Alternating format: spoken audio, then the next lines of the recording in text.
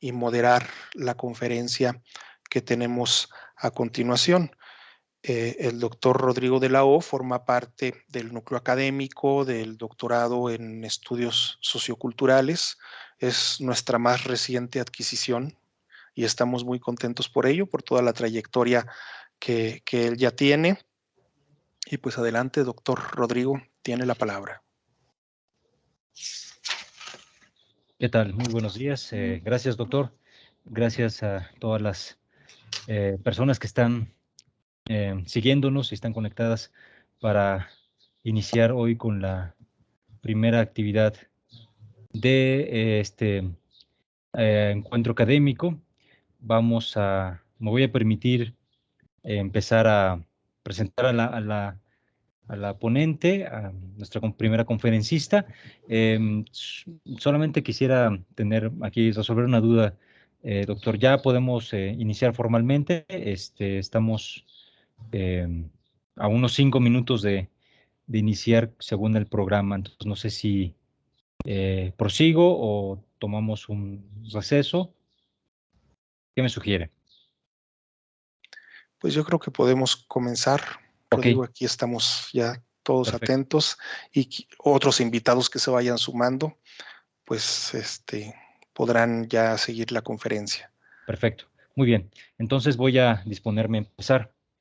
Bien. A continuación, tenemos como primera conferencista a la doctora Carolina Mora Huerta. Ella es doctora en estudios socioculturales por la Universidad Autónoma de Aguascalientes. Sus líneas de investigación son sentido, tiempo, salud, enfermedad e infancia. Sus actuales proyectos de investigación versan sobre el cuidado y la corporalidad en México y la construcción de los símbolos en infancia. Fue Premio Internacional a la Investigación Clínica Teletón 2013, también Premio a la Mejor Tesis de Doctorado 2018 por la Universidad Autónoma de Aguascalientes. La conferencia que nos va a impartir el día de hoy en el marco de estas actividades, de estas novenas jornadas académicas del posgrado en Ciencias Sociales y Humanidades, lleva por título Monstruosos y Plurales, una aproximación al estudio del cuerpo desde la alteridad. Bien, damos la palabra a la doctora Carolina Mora. Hola, muy buenos días. Muy buenos días. ¿Tiene alguna presentación? Disculpe, doctora. Sí, la puedo compartir aquí en el icono, ¿no? Sí.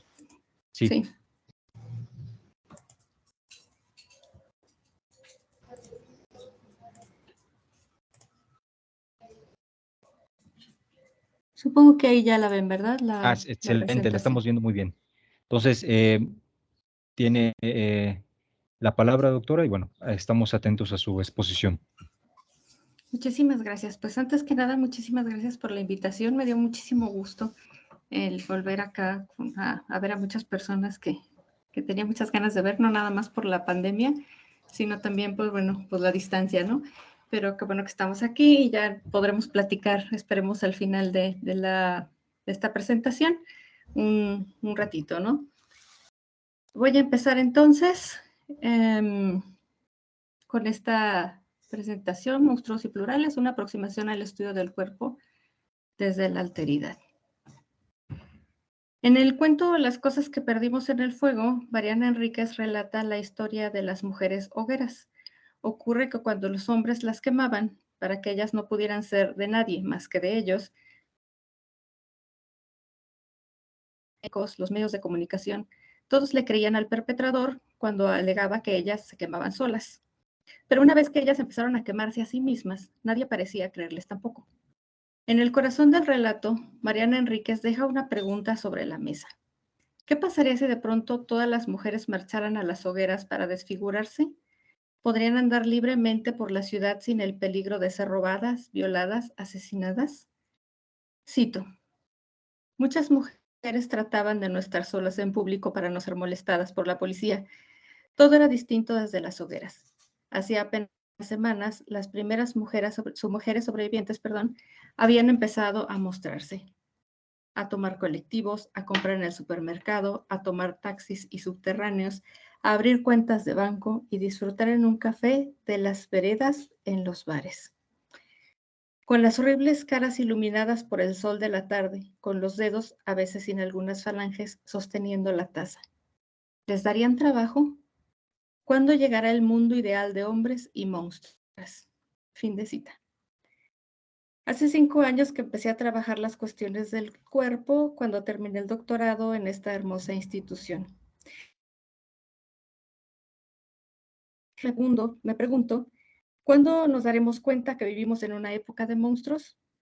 Del mismo modo que lo relata Mariana Enríquez, se eleva el eco de su voz en la filosofía de un Paul Preciado que se declara un monstruo, no solo ante una academia de psicoanalistas, sino ante todo el mundo que lo lee, le observa, le examina.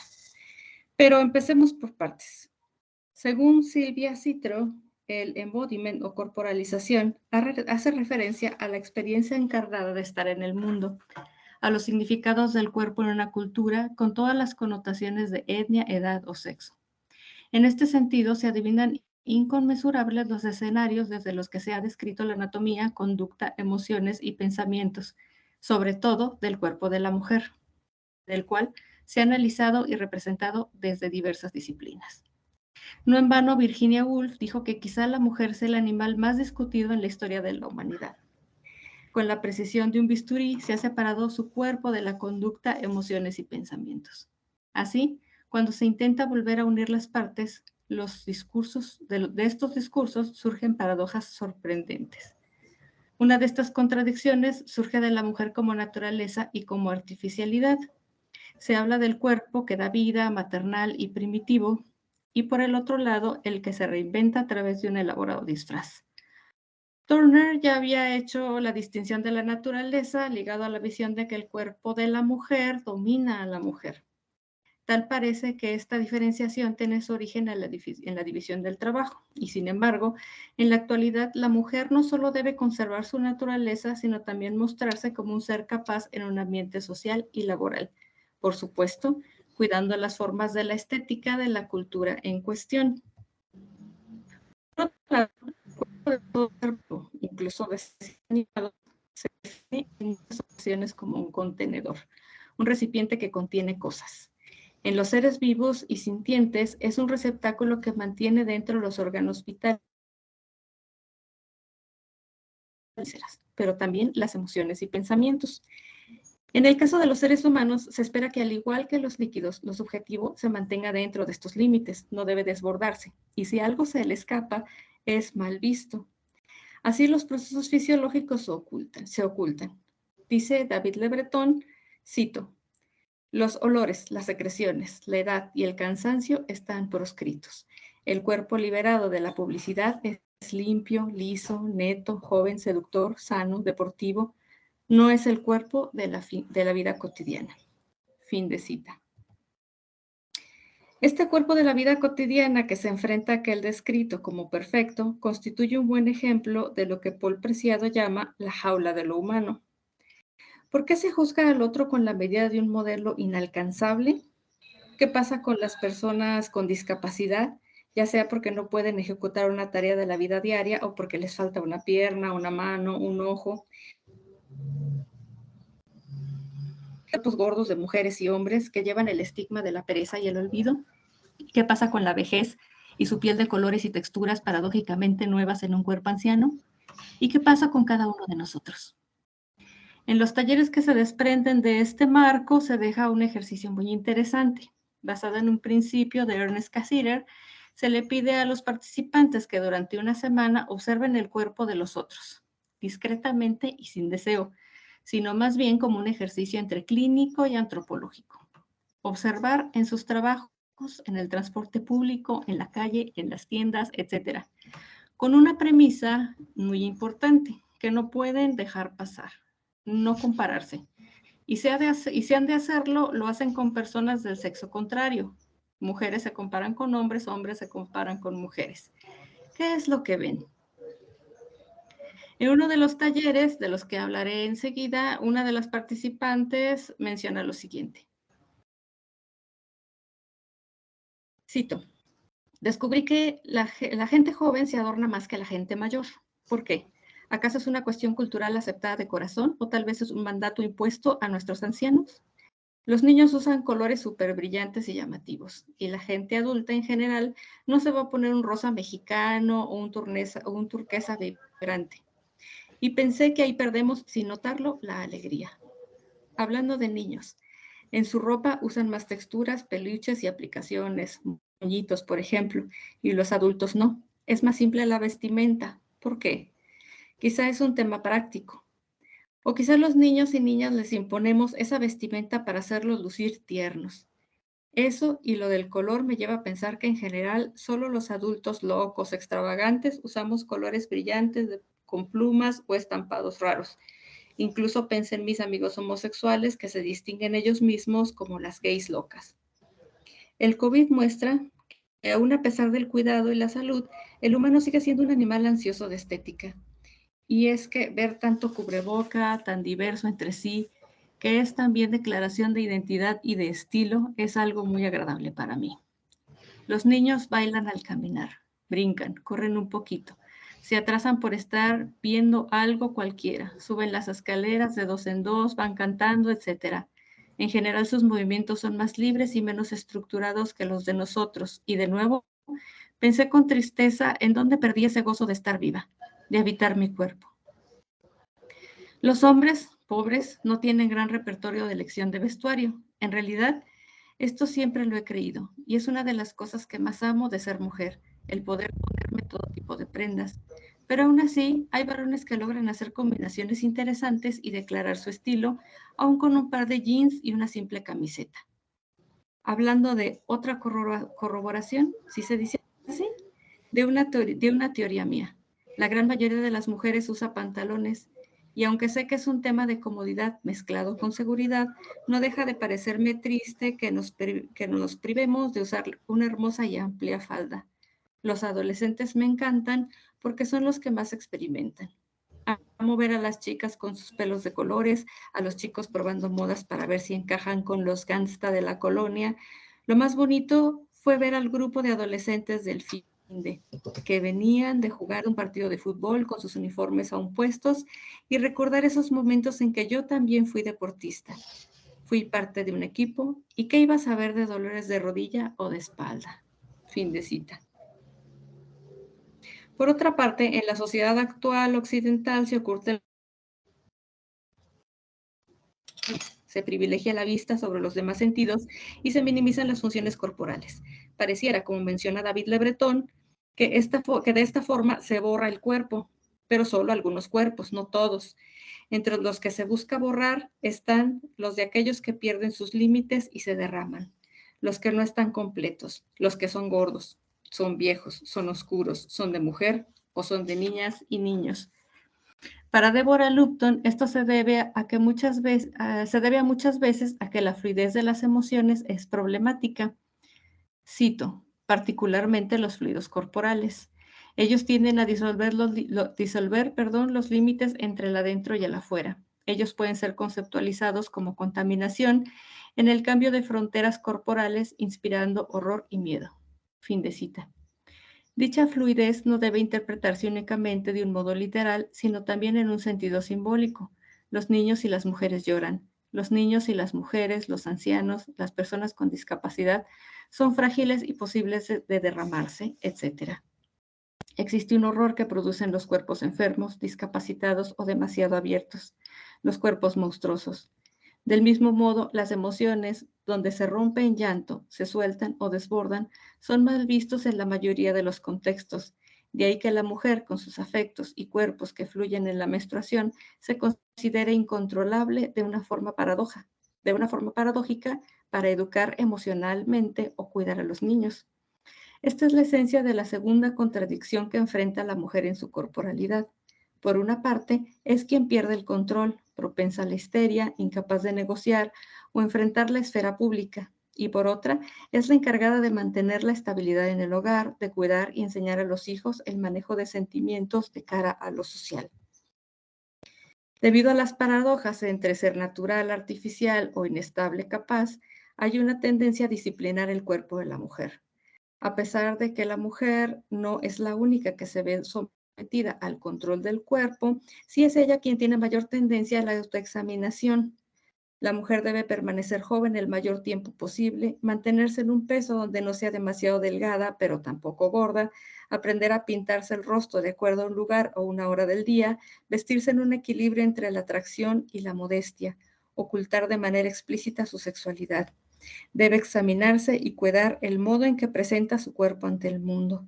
Este grado de autoexaminación únicamente tiene su par en las personas con discapacidad, que llevan el estigma de ser los otros entre los otros. Si esta autoexaminación tiene, si esta examinación tiene que ver con un ejercicio de poder, justo sería preguntarnos si la vuelta a la monstruosidad no es una forma de resistencia o desobediencia civil.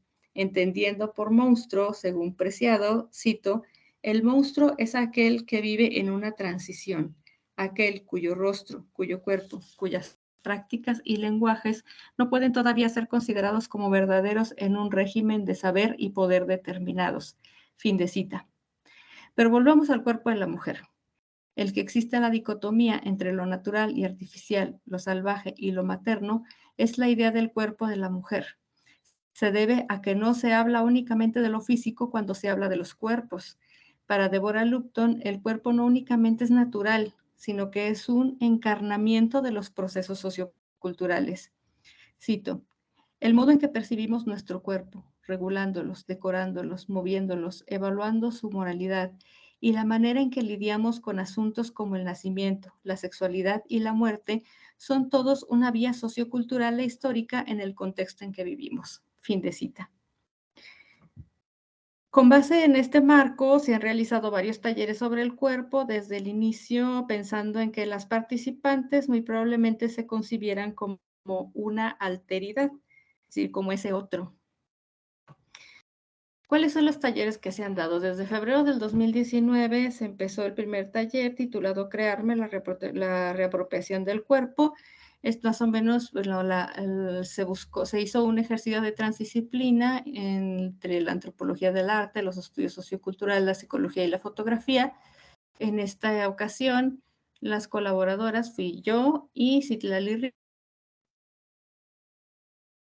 de la fotografía, y es muy interesante, es muy importante que se mencione que este taller se realizó bajo la tutela de Patricia Tovar en el Diplomado en Antropología del Arte de la TIR Ciesas. Se tuvieron 4 participantes, ahorita vamos a profundizar un poquito más en estos talleres.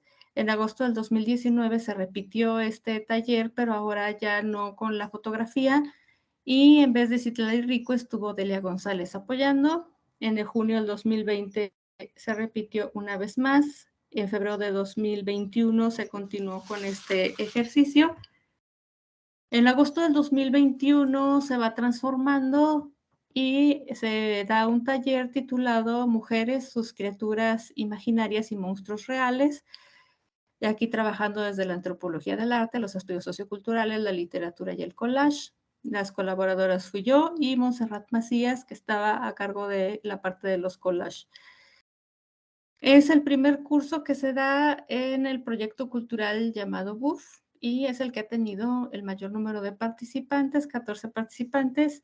En marzo del 2022 se da otra vez el taller de Crearme. Y fijan, pues estos talleres ya empiezan a ser en línea por la pandemia. Y en marzo del 2022, es decir, este marzo pasado, se da el último taller titulado La mujer y su cuerpo en la literatura, y ha trabajado desde los estudios socioculturales y la literatura. El ejercicio más terapéutico, que era muy cercano a lo que era el primero.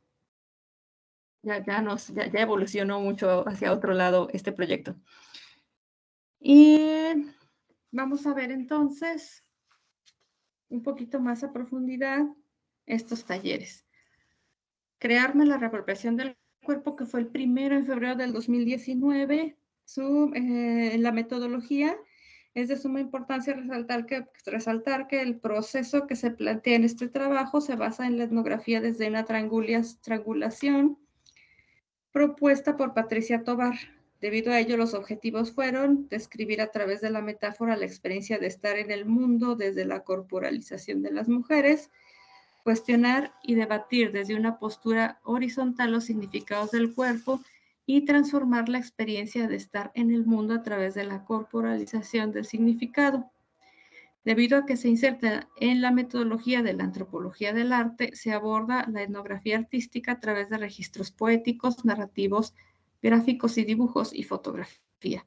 Todos ellos persiguen que a través de la intencionalidad de la creación y la conformación de la performatividad traducida en ritual, se logre la agencia y la reinterpretación de la realidad.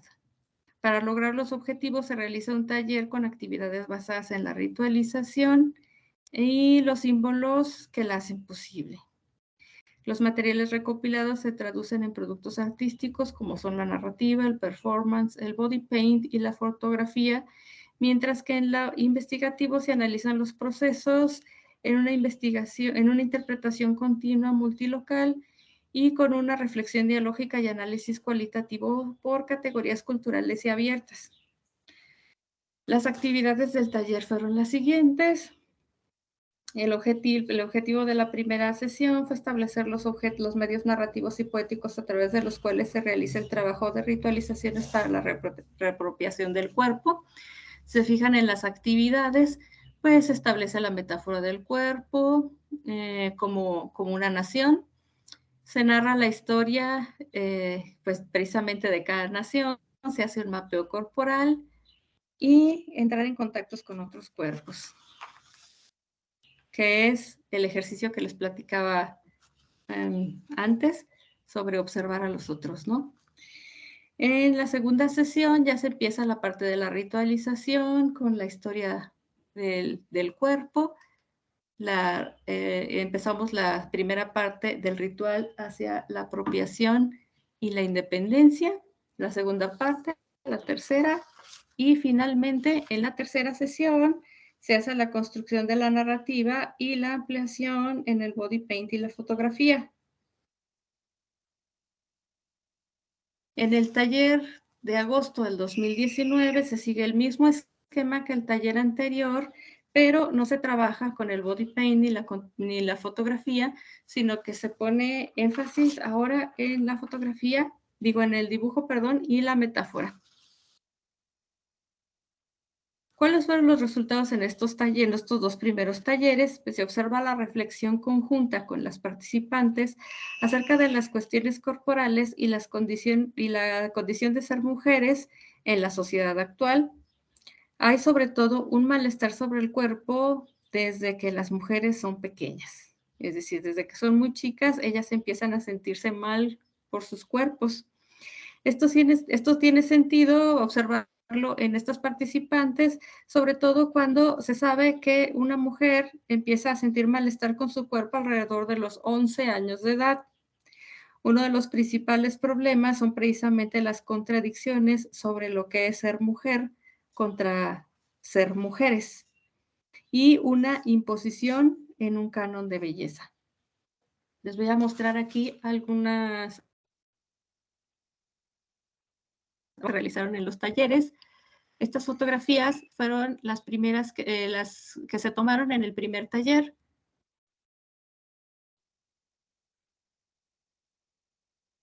Con las participantes. Y aquí están las participantes del segundo taller realizando sus trabajos.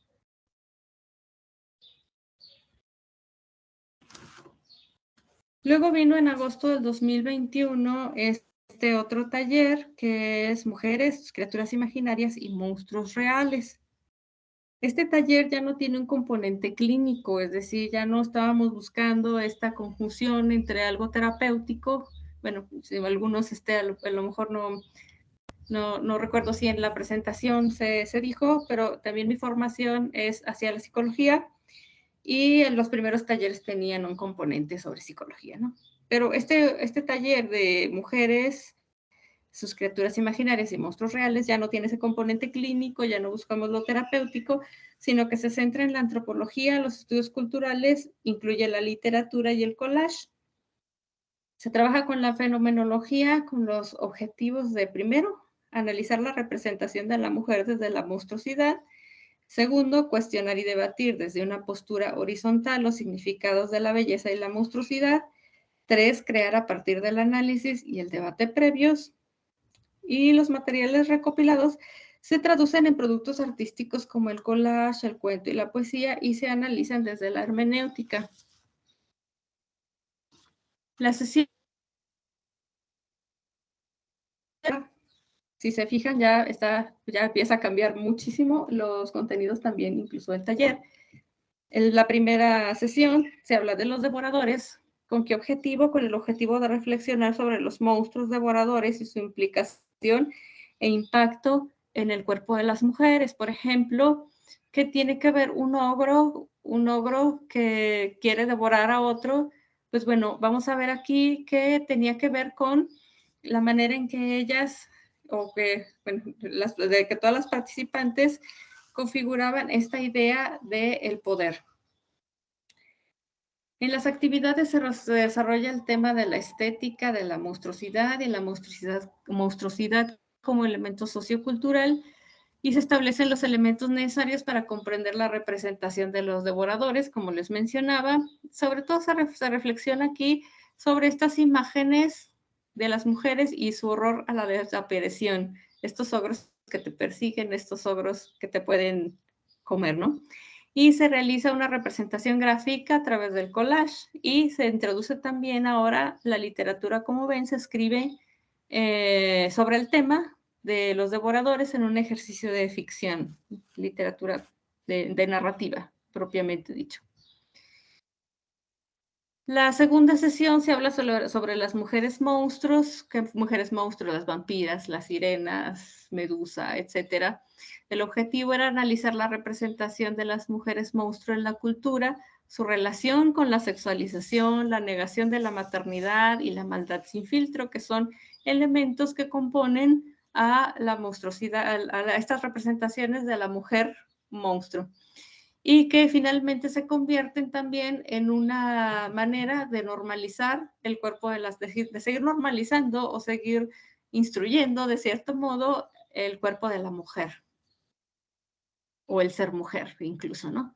En las actividades se analiza la representación de la mujer en la monstruosidad precisamente como deseo. Bueno, si podemos ver, por ejemplo, esta imagen que vemos acá, una vampira en esta película de Drácula, pues bueno, no es una vampira fea, sino que es una vampira de deseo, de repulsión también porque es malvada y de normalización.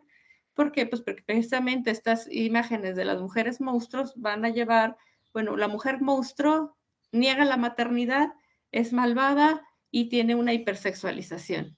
Bueno, entonces si tú no quieres ser una mujer monstruo, entonces tendrás que tender hacia el otro lado, ¿no? También, igual que en la sesión anterior, se realiza una representación gráfica y se escribe sobre el tema.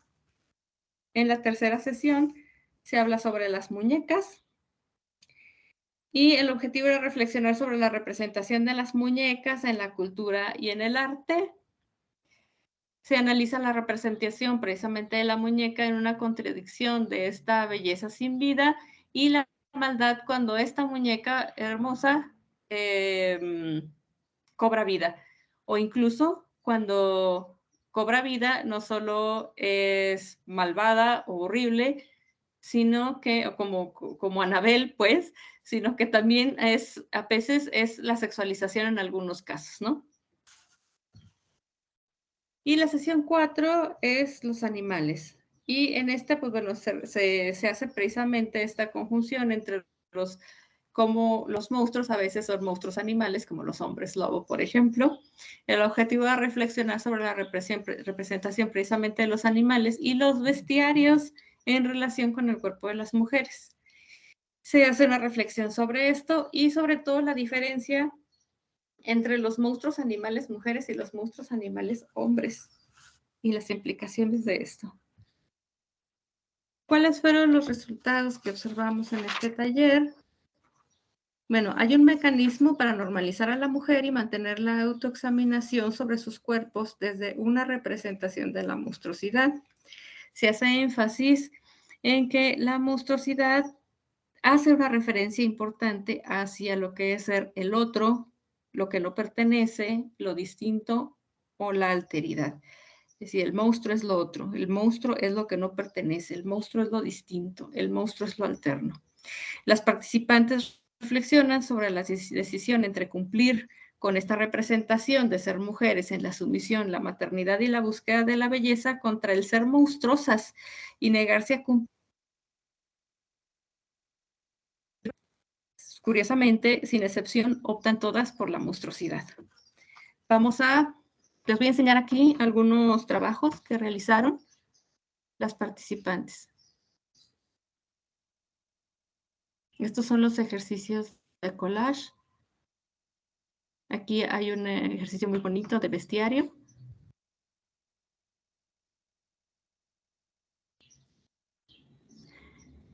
Y ellas van tomando todos estos elementos de la cultura, de lo que ya conocemos, los monstruos que ya conocemos, para irlos transformando en sus propias narrativas. Esta es una imagen de este proyecto que les hablaba, Proyecto Cultural BUF, del blog, donde se van publicando los trabajos que se van haciendo en los talleres, tanto este como en el último del cuerpo de la mujer en la literatura. Y es precisamente este taller del que vamos a hablar ahora. La metodología de este taller tiene como base el análisis literario de textos específicos de 6 escritoras: Mariana Enríquez, Guadalupe Nettel, Sara Mesa, Liliana Hecker, Ana María Schua y Amelie Nothomb. Tiene un acercamiento a los textos desde la hermenéutica y su marco procede tanto de los estudios socioculturales como de los estudios literarios. Los resultados se traducen en textos narrativos y poéticos. Vamos a ver cómo se dieron estas sesiones. En la primera hablamos sobre las cosas que perdimos en el fuego, precisamente de Mariana Enríquez, que fue la narración con la que empezábamos la charla de hoy. El objetivo fue realizar el análisis sobre la representación de esta monstruosidad basada en 2 elementos importantes que tiene este relato. Primero, la violencia contra las mujeres por tener un cuerpo de mujer y no por otra cosa. Y segundo, la obsesión y los horrores de la belleza del cuerpo. Esto es muy importante, hay que hacer una cosa. Los primeros talleres que se dieron, se hablaba sobre cómo ser bellas de manera distinta, es decir, cómo asumir su belleza como una belleza distinta, pero acá ya se habla más sobre esta obsesión por ser bella, es decir, ¿y para qué querríamos ser bellas? En las actividades, pues precisamente se analiza el cuento y se realiza un relato de no ficción con la premisa de elegir un personaje de 3 posibles. Primero, una fisicoculturista. Segundo, una gorda. La tercera, una mujer con discapacidad. Y son estos 3 personajes también cualquiera de 3 posibles escenarios. En una clase, en una reunión de negocios y en una fila de espera. ¿Por qué me detengo tanto diciendo esto? Bueno, va a ser importante porque lo vamos a analizar enseguida. En la segunda sesión se habla de este relato llamado Hongos de Guadalupe Nettel. El objetivo era realizar un análisis de las metáforas empleadas por la autora para describir precisamente 3 cosas o específicamente 3 cosas. Primero, una relación ilícita. En el relato, la protagonista, que no tiene nombre, tiene una relación ilícita con otro, son músicos ellos, con otro músico. También esto le crea una idea de su propio cuerpo y un estado emocional, pero todo el cuento está muy bien elaborado porque es a base de una metáfora de los hongos y cómo los hongos, como una relación ilícita o una relación enferma, se puede transformar en unos hongos que crecen sin control. Pero también cómo el cuerpo se va enfermando de estas relaciones y cómo también las emociones se van enfermando. En las actividades, igual que en la sesión anterior, se trabaja en la literatura o en escritos literarios, pero se escribe una historia sobre las cicatrices o marcas corporales que no hacen a las personas feas, sino más interesantes. En la sesión 3 vemos 3 microrrelatos: Mujer con gato de Liliana Hecker, La que no está de Ana María Schwa y Aspirina de Amelie Nothomb. El objetivo precisamente era hablar sobre la representación de lo que no se dice en las narrativas de estas mujeres, pero también en el contenido, lo que no se va diciendo. También sobre las cosas sobre las que escriben las mujeres y los temas pendientes. Se observa acá que las mujeres muchas veces hablan sobre, aunque no sea literatura autorreferencial, siempre se trata sobre temas muy, muy personales, sobre temas muy íntimos, y se buscaba hacer acá entonces un ejercicio contrario, escribir un microrrelato o un poema sobre literatura fantástica que se alejara un poco de este esquema. Y en la última sesión se habla de Cara de Pan, de Sara Mesa. El objetivo era analizar la libertad y las barreras de las mujeres a través de su desarrollo. Esta es una novela, y en la novela, diciéndolo como de una manera muy reduccionista, trata sobre cómo una chiquilla, una adolescente, una pubescente, se hace amiga de un hombre mayor, pero es amiga, simplemente amiga. Y bueno, no es muy interesante cómo la narradora juega precisamente con ideas preconcebidas que tiene el lector para mantener la atención. Pero bueno, el tema es que precisamente queríamos analizar acá la libertad y las barreras de las mujeres en su desarrollo, en el modo de concebir los cuerpos que tenemos desde niñas, sobre todo tomando ya en cuenta lo que habíamos visto anteriormente, que bueno, que desde muy pequeñas las mujeres se sienten mal con sus cuerpos. Y es algo que sí me gustaría hacer un paréntesis aquí, porque bueno, es una realidad que va cambiando con el tiempo.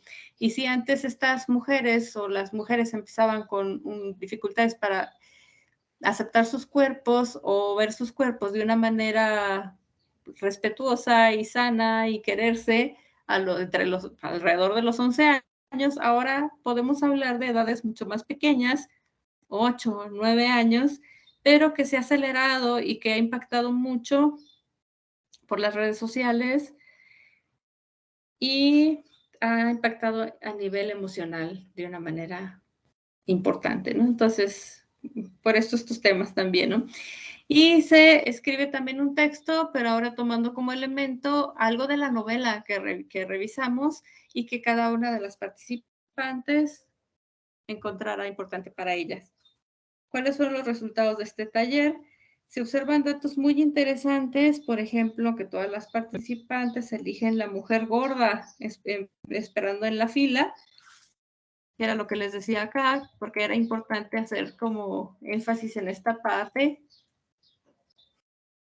Pues bueno, porque de todas las opciones, todas eligieron a la mujer gorda esperando en la fila, ¿no?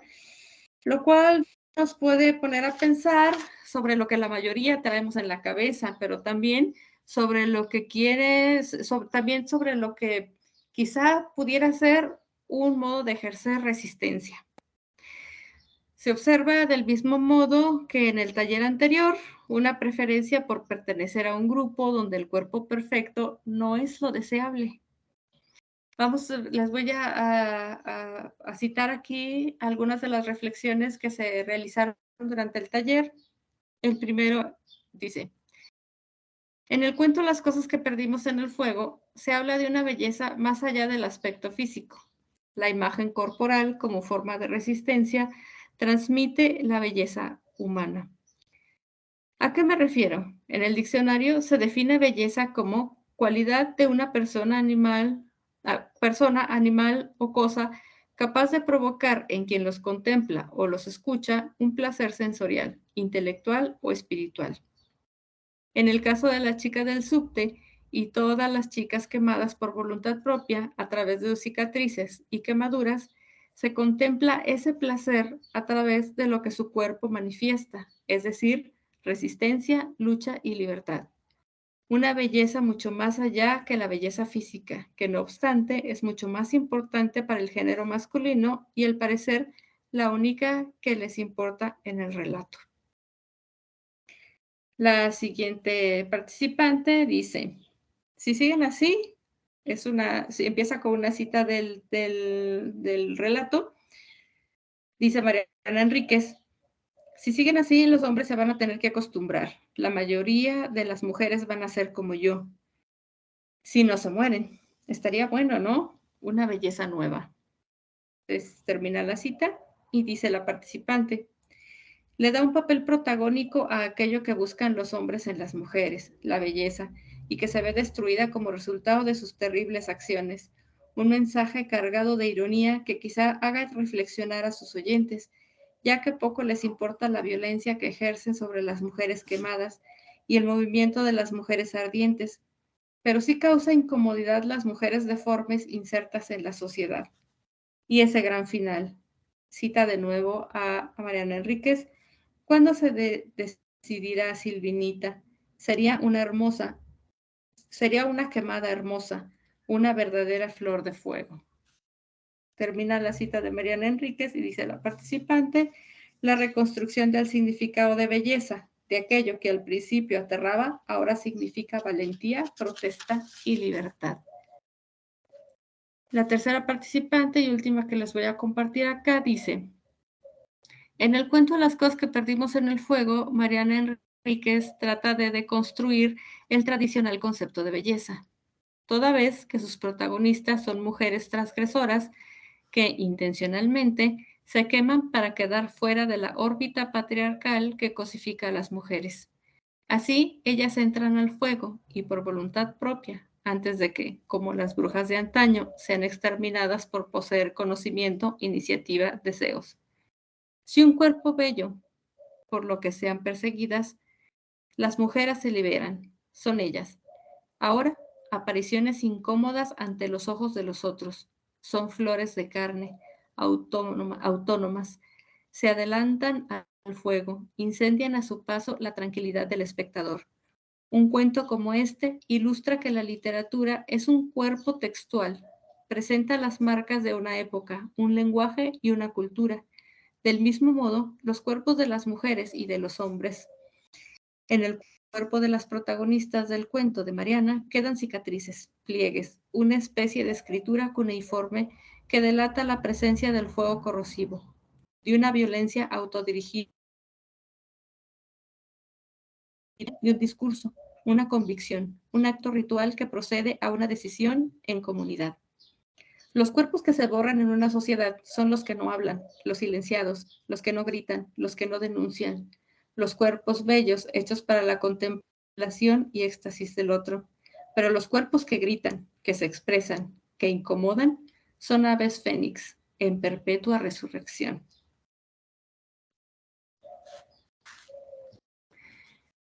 Estas son algunas de las narraciones que se hicieron durante el taller.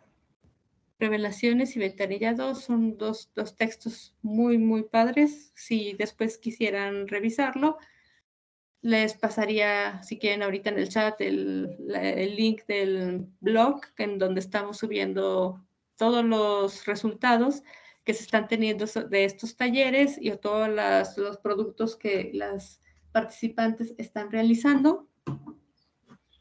Y estos collages son también partes de los talleres. Estos son realizados por una colaboradora también, Acoli, que nos está ayudando también en este proyecto. ¿Qué sigue entonces después de estos talleres? De este trabajo se desprende un protocolo de investigación donde actualmente estoy trabajando en la actualidad y que versa sobre la configuración de la monstruosidad desde la corporalidad de los textos de Mariana Enríquez e Ignacio Padilla, con un método basado en el método metafórico de Genaro Salpa y un análisis hermenéutico. A modo de conclusiones de esta charla, diré que es necesario que la mujer se apropie de su corporalización, que se apropie de su cuerpo para ser en el mundo y que replantee los discursos socioculturales sobre su propia existencia. Pero retomemos la idea de David Le Breton sobre los cuerpos que se borran.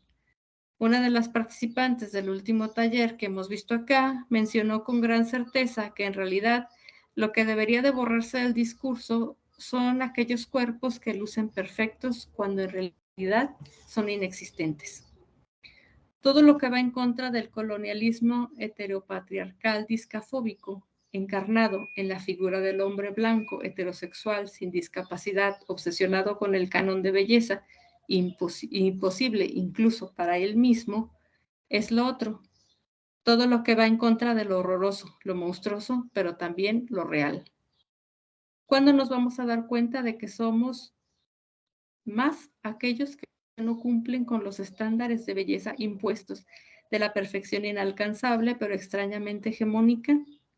¿Cuándo empezaremos a vivir y entendernos desde los otros cuerpos, los reales, los gordos, aquellos con discapacidad, los plurales? ¿Cuándo llegará el mundo ideal para los monstruos? Vivir buscando no ser monstruoso es vivir en el autoengaño, en la irrealidad, con un sufrimiento, con más sufrimiento que gozo de estar vivos. Dice Paul Preciado en relación con el género que estamos presenciando el despertar de los monstruos, en el sentido de ser los otros, los que no están dispuestos a continuar en el discurso. Espero que así sea y que con ellos nos levantemos todos los demás con el orgullo de ser lo que somos más allá del autoengaño de vivir en el discurso del culto a un cuerpo que no existe. Habrá que despertar y marchar, hacia la libertad de ser monstruosos. Pero ¿cómo ser libre en un mundo regido por categorías y formas preestablecidas de heteropatriarcado, colonialismo, tecnopornografía, gordofobia, discafobia y adultocentrismo? Habrá que apagar todos esos mecanismos de normalización y represión. Habrá que encender y reescribir la historia de la libertad. Estamos en una disyuntiva que se debe resolver no solo en la vida cotidiana, sino también en los recintos académicos, donde es importante hablar sobre los cuerpos alternos, los plurales, los reales, de mujeres, hombres, de cualquier género, niñas y niños, personas con discapacidad, personas con enfermedades degenerativas y un largo etcétera. Me gustaría terminar hasta aquí antes de ponernos a charlar juntos y, bueno, de resolver algunas dudas que supongo que dejé muchas porque me fui dando cuenta a lo largo de la plática que había cosas que no estaba como explicando como me hubiera querido para que quedara muy claro. Pero me gustaría terminar con una frase de Paul Preciado, a quien he empezado a descubrir desde La Legión de los Monstruos. Cito: cualquiera de ustedes, cualquiera que quisiera mirar en el caleidoscopio que es su propio cuerpo, podría encontrar en sí mismo ese deseo de vivir de otro modo, de experimentar un cambio, de ser otro, de estar, por así decirlo, radicalmente vivo. Fin de cita.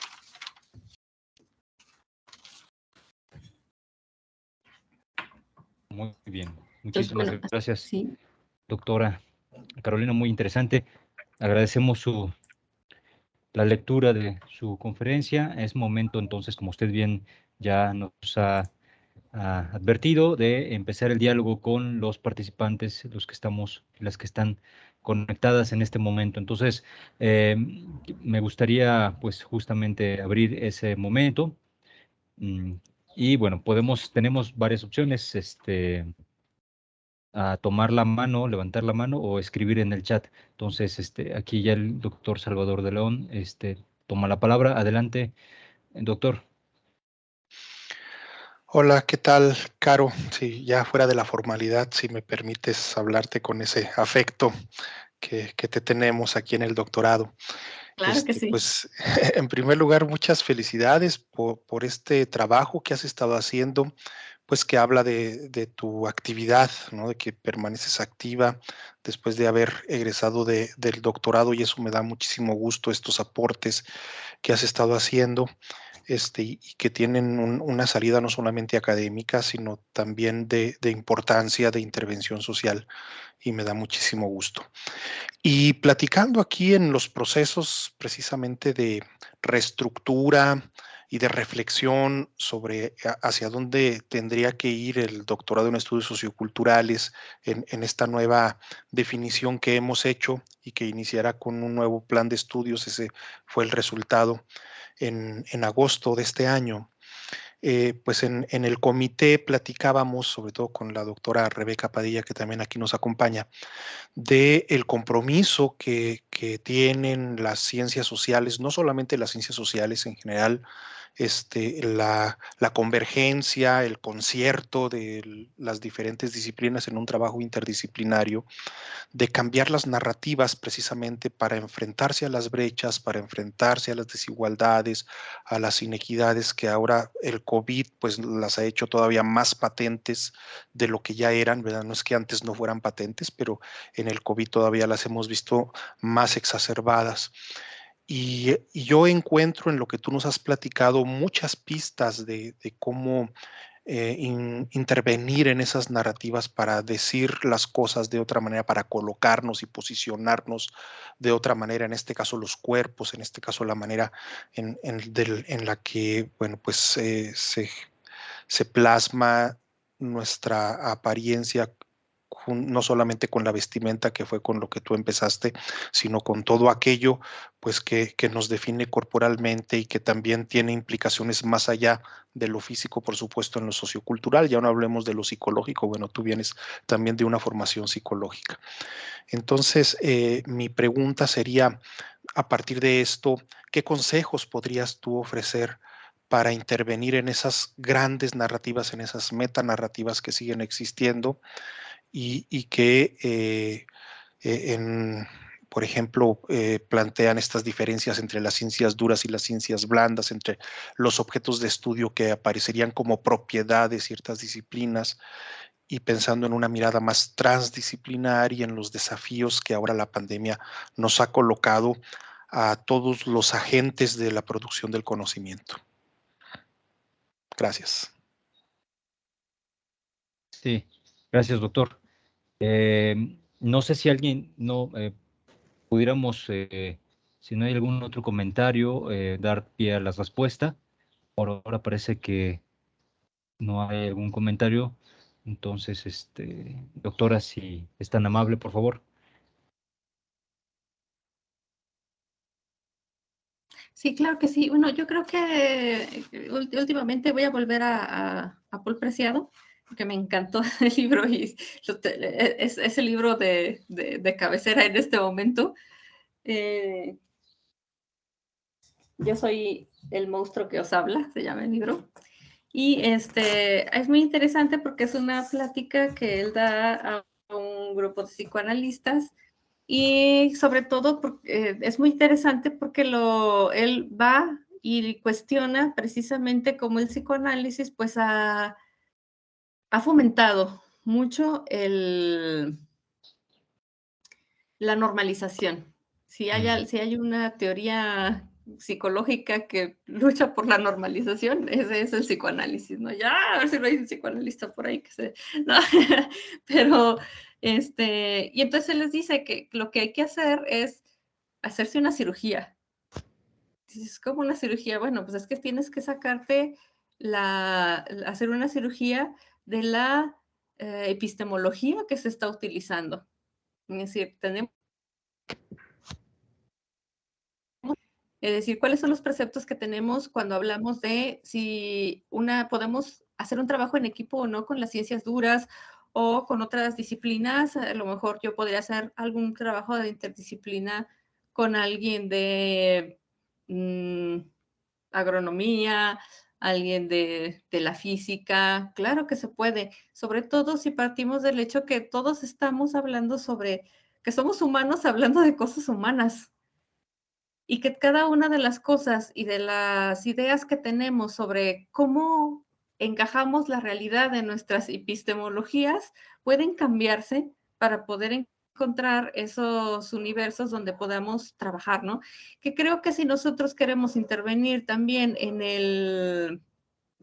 a lo humano, hacia estas humanidades a las que pertenecemos nosotros, que creo que seríamos nosotros los que tendríamos que tener como no solo la iniciativa, quizá la iniciativa podría salir de otro lado, pero sí que tuviéramos la batuta de decir cuáles son los problemas que es necesario abordar y que a lo mejor nosotros tomáramos precisamente de esas otras ciencias, de esas otras disciplinas para poder crear programas y proyectos que fueran a impactar a los problemas que nosotros podemos intervenir, ya no digamos mejorar ni solucionar, ¿no? Sino mover, porque hay algo muy interesante, que a lo largo de los talleres que he hecho, ciertamente, sí se hace un ejercicio de reflexión, sí se hace un ejercicio de reflexión, pero de eso a que cambie toda la estructura es difícil. Es decir, se requiere de un trabajo muy grande y de un trabajo continuo para generar estos cambios, ¿sí? Pero creo que entonces nuestra primera tarea estamos hablando acá en las humanidades, en la sociología, en la psicología, en la antropología, sería revisar nuestros propios marcos epistemológicos desde los que estamos partiendo para poder abrirnos, para poder hacernos estas cirugías y poder transformar el modo en que vamos interviniendo, ¿sí? Espero haber respondido y no haber sido muy confusa.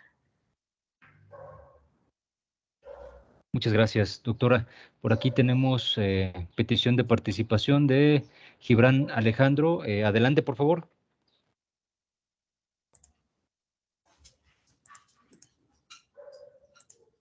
Hola, hola, ¿qué tal? Hola. Buenos días a todas y todos.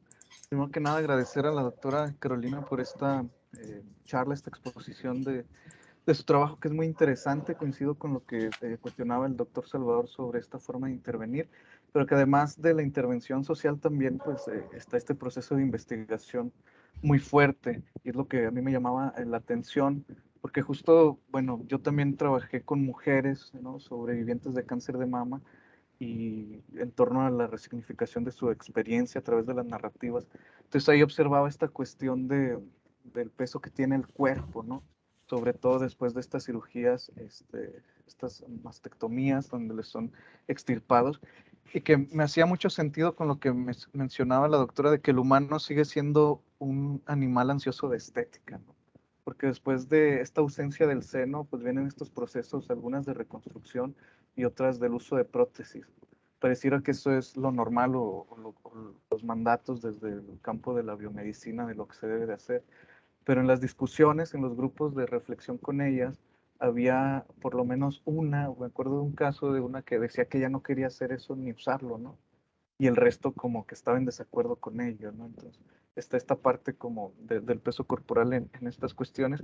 Y en ese sentido me gustaría, si pudiera platicarnos un poquito más, doctora, sobre estas experiencias, sobre el proceso, cómo fue la convocatoria de estos talleres y también qué tipo de mujeres participaron en ellos, ¿no? Porque me parece que es importante también para acercarnos a las construcciones narrativas y a estos procesos de resignificación como desde esta mirada interseccional, ¿no? Pienso que quizás no es lo mismo la concepción del cuerpo que tiene una mujer estudiante de un posgrado con un nivel socioeconómico alto a lo que podría tener una mujer con una escolaridad primaria, con un nivel socioeconómico pues bajo, ¿no? Entonces sí me gustaría como andar un poquito más en esto y también desde su consideración con estos talleres, ¿cuál sería como la potencia, por decirlo de esa manera, que pudieran tener para trabajar, no sé, quizás con mujeres víctimas de violencia doméstica y violencia física, como estas cicatrices que pudieran tener de esas experiencias en torno a esta resignificación monstruosa podrían servir para resignificar su experiencia y de algún modo pues empoderar esta nueva parte de ellas, ¿no? Entonces serían como esas dos peticiones, ¿no? De ahondar un poquito en el proceso de convocatoria de los talleres, quiénes fueron las mujeres que participaron y cuáles como las potencialidades que encuentra a este modelo de estudios y de intervenciones sobre el cuerpo con el que ha venido trabajando. Sí, mira, las convocatorias se hacen por Facebook. por las redes sociales, precisamente, principalmente por Facebook y por WhatsApp también, por los estados de WhatsApp, se van compartiendo. Y pues bueno, ellas llegan, las primeras que llegaron sobre todo son mujeres gordas que se veían como interesadas, sobre todo porque cuando veían la convocatoria que se trataba sobre apropiarse de su cuerpo y volver a amar su cuerpo, y que la convocatoria sí era muy fuerte para mujeres gordas, pero también para mujeres que no estaban, que no aceptaban su cuerpo aunque no fueran gordas, es decir, que se veían a sí mismas como imperfectas, ¿no? La gran mayoría sí eran mujeres gordas, pero otras no, ¿no? Y sobre todo, sobre todos estos discursos que les hablaba al principio, incluso hasta por ser morenas, incluso hasta por ser, hasta una participante, me acuerdo muy interesante, que iba porque ella creía que su problema era que no tenía flexibilidad en el cuerpo. Y entonces esto la hacía no ser bonita, ¿no?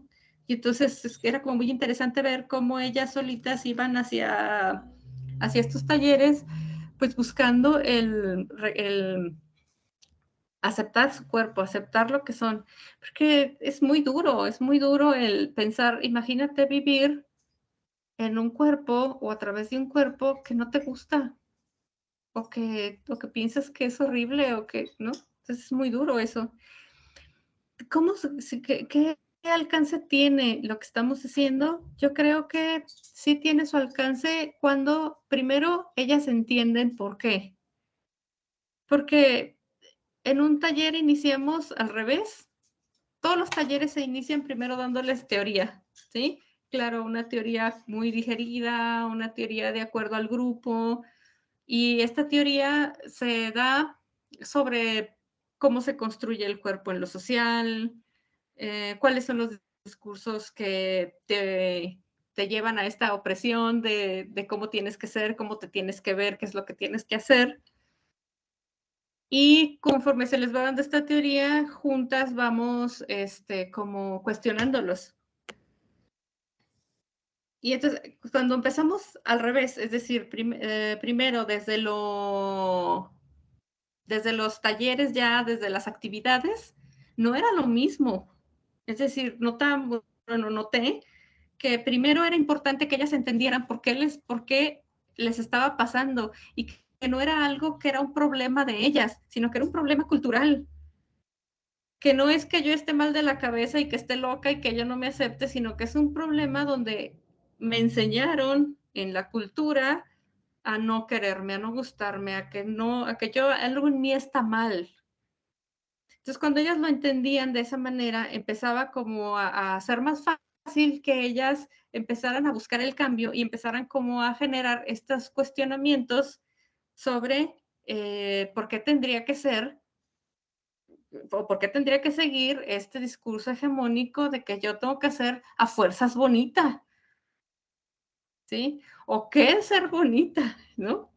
Entonces, creo que podrías empezar por ahí o se puede empezar por ahí, porque cuando hay este entendimiento, no es que sea más fácil para uno, sino que es más fácil para el otro entender o situarse de una manera distinta en la realidad.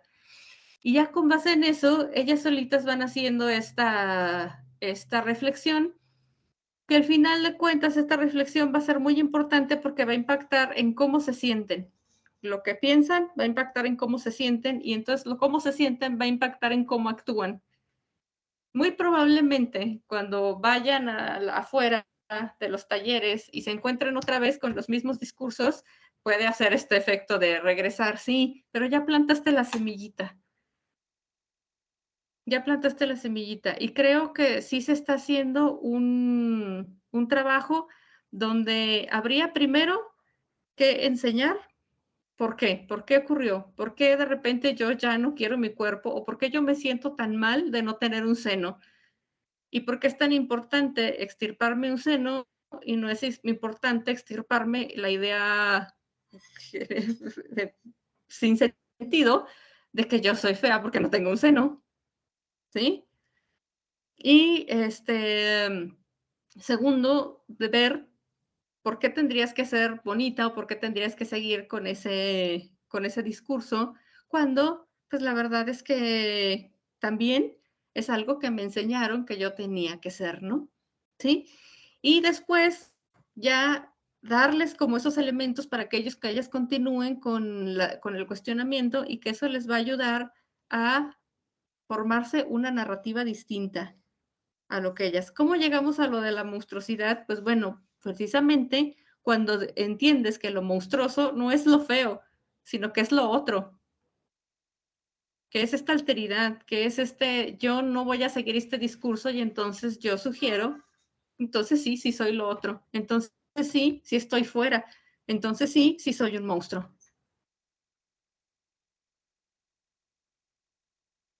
Muchas gracias. Espero haberte respondido. Sí, claro. Muchas gracias.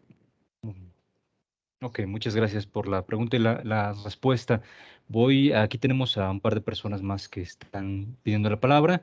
Me voy a permitir, antes de darles la palabra, tomar aquí algunos comentarios que en el chat ya hay algunas preguntas, doctora. Entonces quizás pudiéramos ver si hay alguna posibilidad de agruparlas y responderlas de manera colectiva.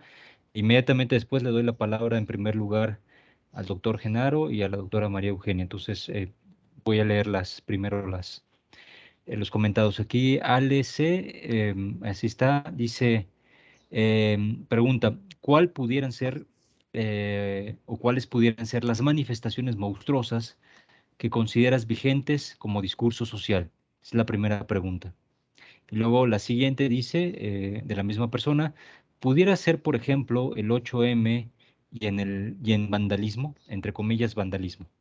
Ese es Y el siguiente comentario es de Emma y dice lo siguiente: hola Caro, yo he sido participante en algunos talleres y quiero resaltar que el hecho de que haya lugares para que se discutan esos temas representa ya un alivio. Allá acaba el comentario. Doctor Viallo Grillo escribe: muchas felicidades, doctora, por su interesante conferencia. Usted mencionaba también a los niños y a las niñas y pregunta, ¿de qué forma considera que la infancia es parte de esta monstruosidad? Fin de la pregunta. Y ahora sí, me permito darle la palabra al doctor Genaro Salpa. Adelante.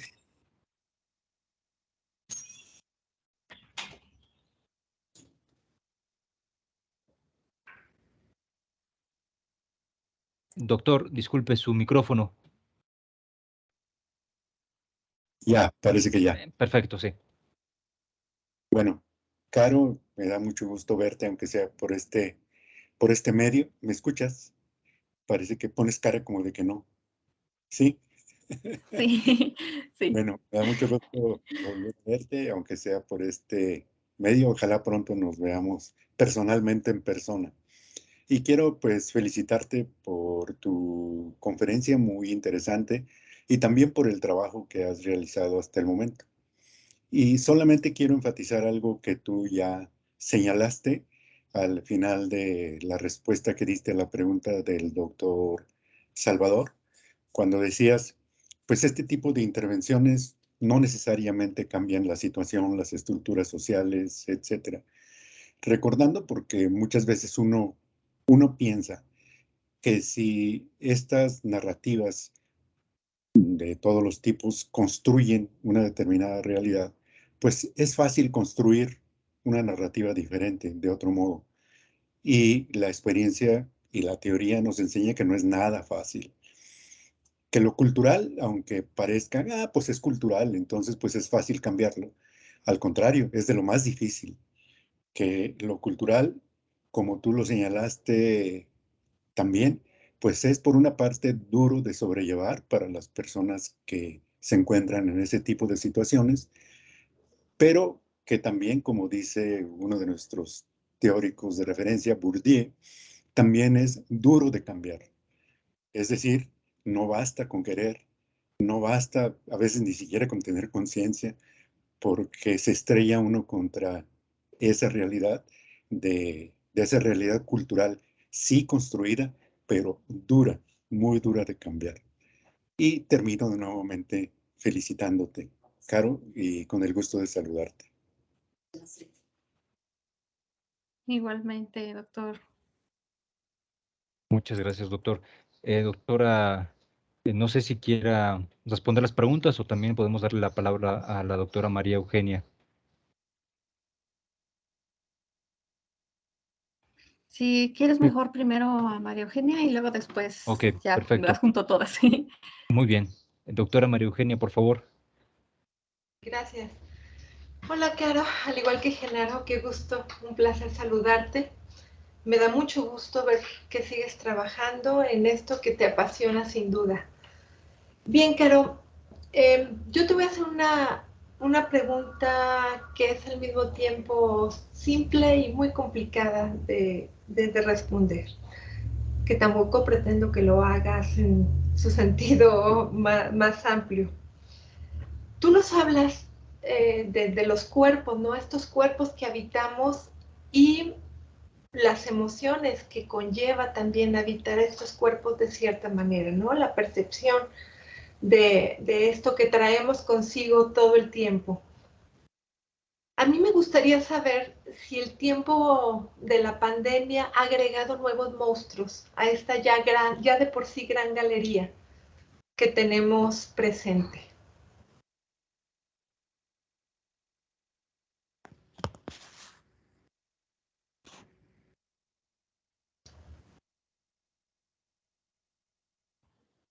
Sí, muchas gracias. Bueno, lo primero, pues bueno, ¿cuáles son las manifestaciones? ¿Cuáles pueden ser las manifestaciones monstruosas como discurso social que todavía estarían presentes y que si el 8M y estas manifestaciones que tienen las mujeres de salir a quemarlo todo, cada vez que llega el 8M y que las mujeres salen a quemar, me acuerdo de Mariana Enríquez, ¿no?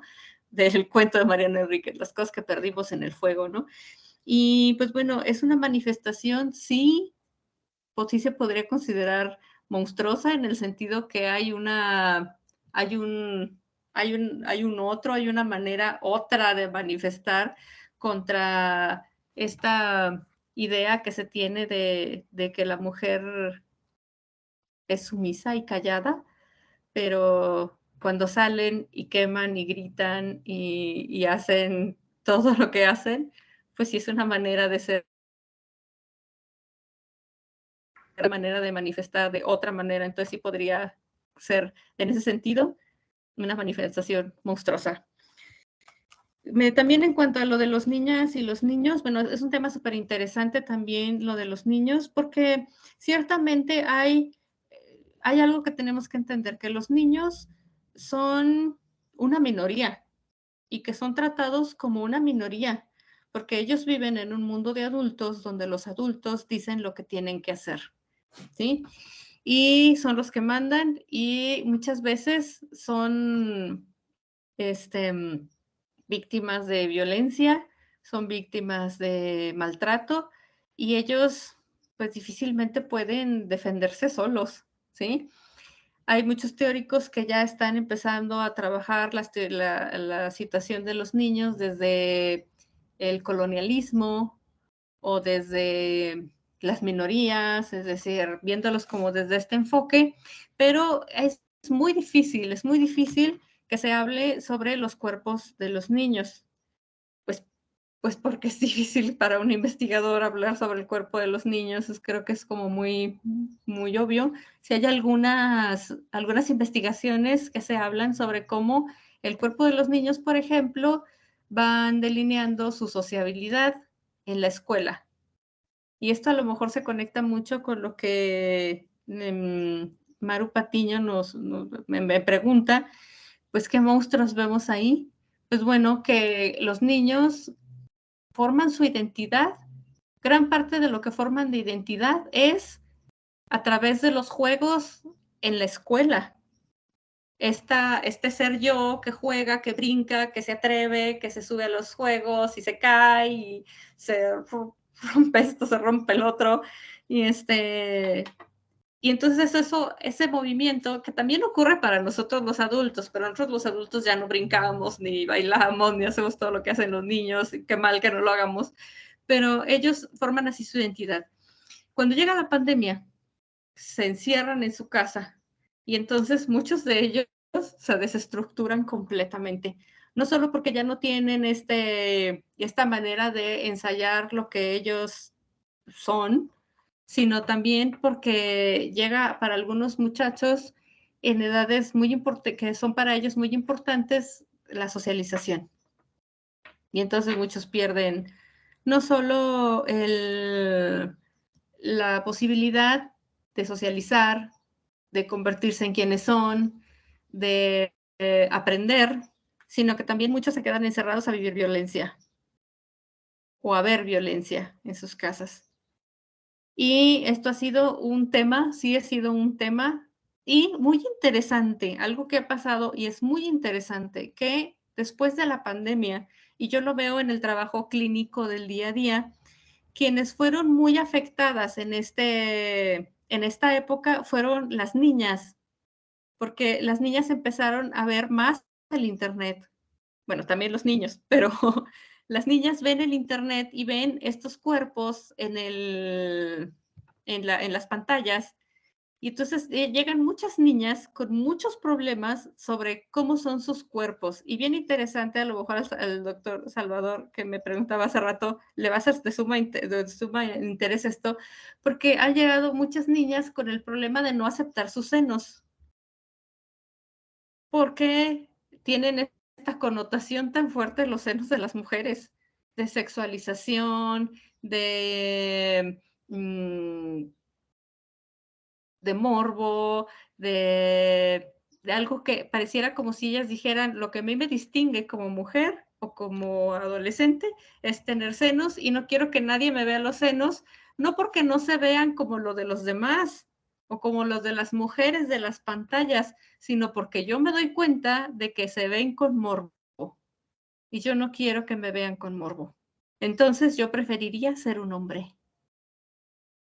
Es bien interesante este fenómeno, pero sí hay muchas niñas que están como manifestando esto y pues son precisamente este ser otro, híjole, pues entonces ya quiero ser otro y entonces sí es una de las cosas que se han visto después de la pandemia y las mujeres ya pues ya más grandes, pues claro, porque te quedas en casa, y también implica vivir pues muchísimas cosas, incluso a nivel de pareja se vio muy interesante, así como un paréntesis a lo que estamos hablando, pero a nivel de pareja en el principio de la pandemia se vivió una ola de divorcios impresionante y ya más avanzada la pandemia, ya a lo mejor este año, finales del año pasado, disminuyeron, pero no porque no se quisieran divorciar las parejas que no eran funcionales y que habían pasado tanto tiempo juntos, sino porque ya no había dinero para vivir en otra casa. Entonces, así fue como impactó también a nivel de pareja y a nivel de mujeres, pues bueno, el vivir día a día con esta idea de, pues ya ahora ya no puedo salir, ya no puedo. Lo que pasó con muchas mujeres fue que me quedo en casa, pero me quedo en casa como mamá, me quedo en casa como trabajadora y me quedo en casa como maestra. Ya que horas hago ejercicio, ya que horas me cuido, ya que horas pienso en mí y en mi cuerpo y en mis cosas, ¿no? Hay muchísimas cosas que habríamos de investigar sobre lo que pasó con los cuerpos en la pandemia y pues bueno, no hay tiempo para todas las investigaciones, aunque uno quisiera, pero en fin. Y sí es cierto lo que decía el doctor Salpa, es dificilísimo el hacer el cambio. Ya no queremos cambiar la semillita de un pensar distinto, ¿sí? Y precisamente es a lo que va pues, toda esta teoría de la mostrificación, de ya no querer ser hermosos, ya seamos monstruos, aceptémonos, mirémonos. Quizás sería algo bien interesante que los que estamos acá hagamos este ejercicio que se propone en los talleres. Hay que salir y ver en el transporte público, en las escuelas, en el trabajo, el cuerpo de los otros y decir, bueno, realmente en qué mundo estamos, ¿no? Y creo que ya respondí a todo. Muy bien, muchas gracias. Doctora, aquí tenemos un par de comentarios. La doctora María Rebeca señala, dice lo siguiente: gracias, Caro, por compartir tu muy interesante trabajo y felicidades por contribuir a desmontar narrativas dañinas para las mujeres y en consecuencia para todo ser humano. La compañera Gabriela Ortega escribe: excelente conferencia, Caro, tan interesante como siempre. Saludos. Muy bien. Entonces, no sé si alguien quiera comentar algo, en lo que, no sé si alguien quisiera tomar la palabra o escribir algo. En lo que sucede eso, yo tengo una pregunta también me voy a permitir generar una pregunta para la doctora Carolina. Es la siguiente: usted en varias ocasiones a lo largo de su conferencia mencionó la relación hizo mención sobre esta especie de relación entre el cuerpo y el sentir en cuanto a una atención al universo emocional, digámoslo así. Entonces, me gustaría saber cuál es el peso o el enfoque cuál es la consideración en términos, digamos, de organización de los talleres y del propio proceso de reflexión que tienen las emociones o que tuvieron las emociones en esos momentos. Gracias. Sí, pues finalmente se está trabajando con temas que ya de por sí son muy emocionales para las participantes, ¿no? El último taller que se dio, que fue ya más enfocado hacia la literatura, pero también todavía haciendo como estas reflexiones, ya fue un poco más de debatir y de ensayar ideas, ¿no? Los primeros sí había un componente emocional muy fuerte, pero bueno, tendríamos que partir del hecho de que, bueno, creo que incluso en las jornadas anteriores hubo una participación, no me acuerdo si fue en las anteriores o en las pasadas todavía, que se hablaba sobre la importancia de las emociones en lo social, ¿sí? Y si partimos de eso, pues del hecho de que somos pues emocionales y que lo que pensamos de las cosas nos llevan a sentir.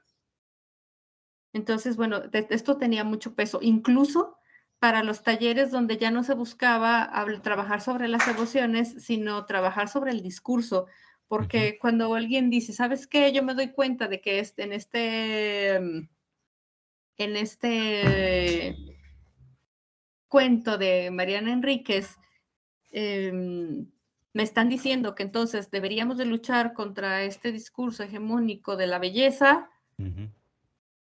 Esa persona que está pensando eso siente algo sobre eso, ¿sí? Y te lo dice, ¿no? Bueno, pues a mí me encanta el texto, o yo odié este texto, ¿no? Entonces las emociones siempre están ahí presentes, los talleres, y muchas veces, no nada más el sembrar la semillita, vas a sembrar la semillita a nivel de pensamiento y a nivel de discusión, sino también a nivel emocional. ¿Sí? Aunque generalmente lo que pensamos es lo que nos hace sentir. ¿Sí? Y algo también muy interesante, que a lo mejor nosotros decimos, sí, pues el sentimiento y el pensamiento, sí, pero también los actos. En psicología social hay un fenómeno bien interesante que dice, sí, lo que tú piensas sobre ti te hace actuar de cierta manera, pero también al revés.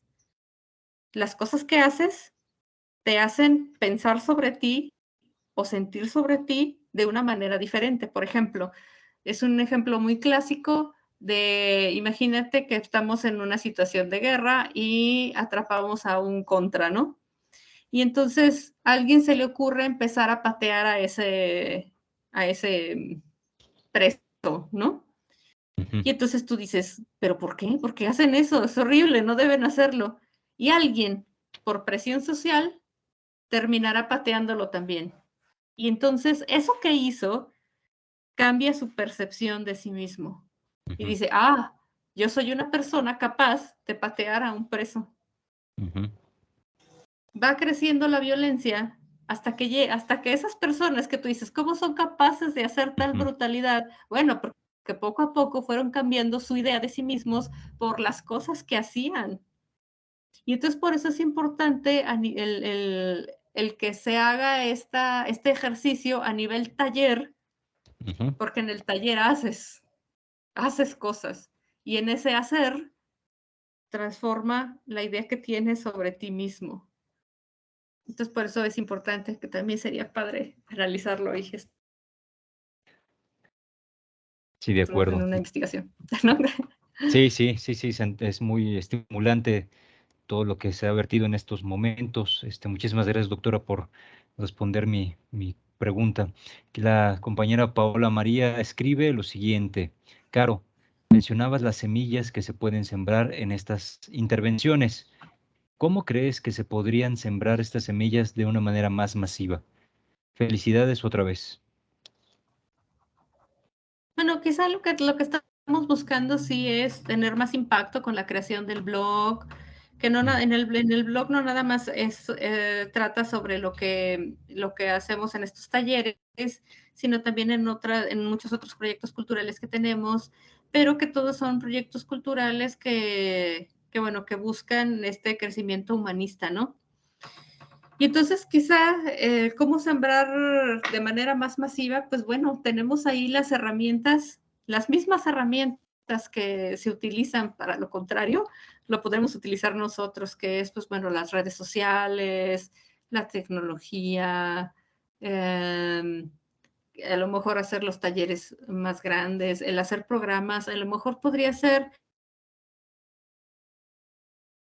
tipo de intervenciones se dieran a públicos más grandes, o bien que se pudieran proponer en las políticas públicas para las escuelas, para etcétera, ¿no? Pero bueno, eso podría ser ya uno como investigador o como una persona independiente.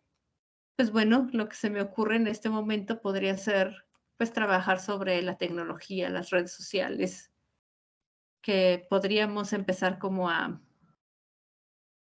trabajar esto, ¿no? Y pues bueno, en las universidades, como les decía, en los recintos académicos, creo que también es importante el retomar esto, que no se olvide, pues, que también hay esta función, el conocer y el aplicar lo que estamos haciendo.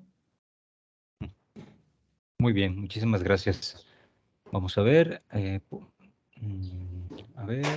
Por ahora no tenemos más intervenciones. Algunas preguntas, algo más, compañeros, compañeras. Bueno, creo que ha sido un tiempo prudente.